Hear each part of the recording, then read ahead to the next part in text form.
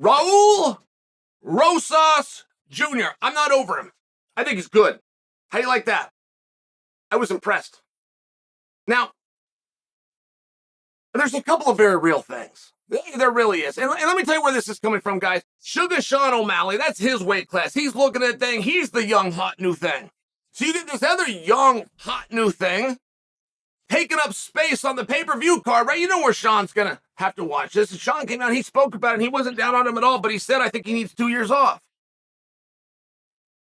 So I think he needs 2 years off. He's not great at anything. He's got to get better at everything. Give him a couple of years. Now, there is a natural maturity that's going to happen. I mean, look, if at 17, your parents are signing waivers and addendums to get you into a cage fight with adults, there's something about that that's really cool. There's something about that that's a sign that maybe life's gotten a little off track. That's just the other side of it. If you're 17, you're coming out of high school, you're about to be 18. Hopefully your parents are talking to you about college. But if you find yourself in a, I mean, right, it's one of these spots. There's something very cool about that. There's something where you need some time. I'm not down on Rosas, and you want to know why? I did think he was really good at something. I think he just used up all his energy. The most vulnerable spot in the world that you will possibly be is exhausted. The number one rule of combat, it doesn't matter if it's boxing or MMA, the number one rule, protect yourself at all times. When you can't you're so tired you can't even protect yourself.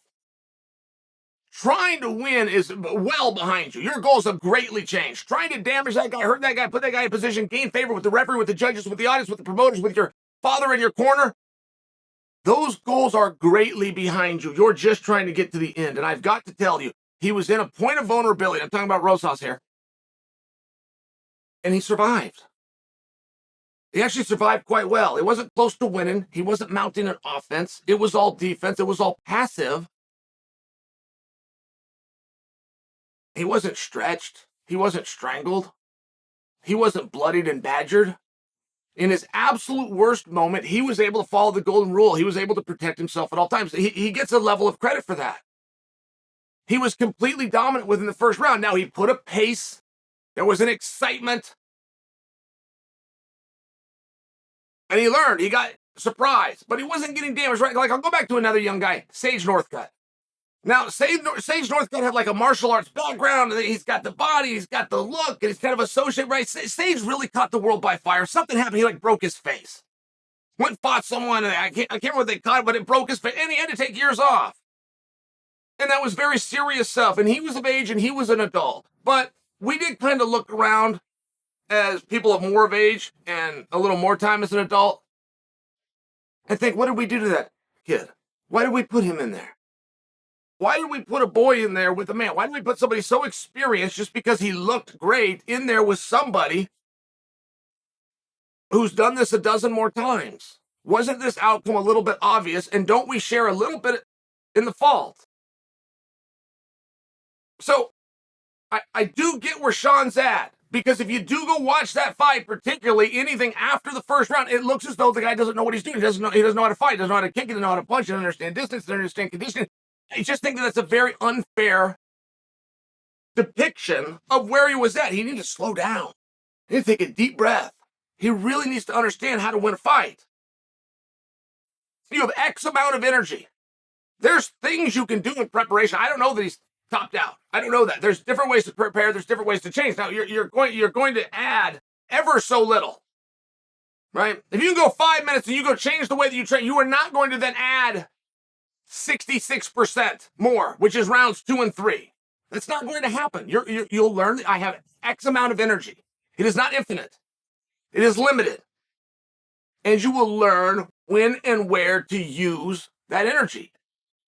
You will start to understand that pulling away when I'm confined to a 10-9 isn't good strategy. Pulling away and really dominate a guy, particularly when it's grappling based. Now you don't even have a shot at a 10-8, but it's not a good strategy. You don't have to destroy him. You just got to beat him. You don't got to do way more than he did. You just got to do more than he did. And it's one of those situations where I just don't think that you have a very fair idea of where he's at. And I'll tell you, you're not going to, by the way, because he doesn't know. He could come in and agree everything that I just said. Oh, man, Chael nailed it. He hit it on the head. Okay, great. Once you identify something, you still then got to go out and find a way to perfect it. Right? I can't go look at a bar and dumbbell. I want to bench 400 pounds. I see the place, and all I got to do is put it on. I got to lay it on. All I got to do is break down my chest and push up. Done for. No, there's going to be a lot that goes into me actually being able to do it just because I identify what needs to be done or what I would like to do, right? It's one of these things. And I don't know who he's training with. It's very hard to get experience in this sport. You can attempt to simulate it, but you can't duplicate it, not in the practice room. Just get as close as you can. You do your best. You sign up for the next one.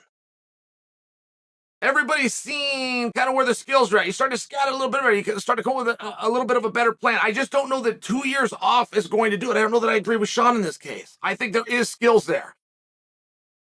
The grappling looked great. The shot to a reshot looked great. The overuse of energy, not good.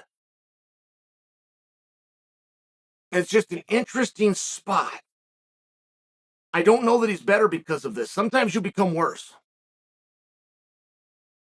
It's very seldom in combat you get better by doing it. You leave a piece of yourself out there, particularly in a night like that where you left your soul. Now, there is a trade-off when you're 18 years old. Very much so. Just things that you can do different. The level of exhaustion I reached at the World Championships, 2001 Tokyo, and I drew a gentleman from Estonia, opening round. Greco-Roman wrestling used to be, if I had a lead, and I did, I had 1 point, he had no points, and time ran out, they made you go into overtime. You had to have at least 3 points for the match to end. So we go overtime, which is 3 minutes, but in the world of wrestling, oh my goodness, it's the hardest thing you're ever going to do. So 9 minutes of an absolute battle out there, it ends 1-9, and now they will stop. They wouldn't stop when time ran out, but once overtime runs out, even though there's no change in the score, they stop. It's a really weird scoring system. They don't do that anymore. But the way the bracketing worked, he could still make the finals. It was a cross-bracket system, but he could make the finals, and guess what? He did. So I win all my next matches. I go to the gold medal match, but he comes back through in the cross bracket, and I'm going to see him again. And I remember being very intimidated. It's a guy I just beat yesterday. Not only is it a guy I just beat, the guy didn't even score me. Right? 1-0 is very close. I understand that. But he had 9 minutes. He couldn't get a single point. And there's things here I'm going to have a lot of confidence for. In addition to knowing that he knows what he's about to run into. But if I told that story accurately, I was very worried about that match. Because I went to a place in that 9-minute 1-0 score. I went to a place that I had never been before. I had never been that exhausted before. And it affects you. It's not always a positive. Sometimes you need time. Sometimes you've got to look back. Sometimes you've got to alter your training. I went back to that spot. The only time I ever passed that was the tightest I've ever been in my life. Fast forward 12 years, UFC 117, I'm fighting Anderson Silva for 5 rounds. That was the most tired I had ever been. That replay, but I'm just sharing with you, you can't duplicate those things.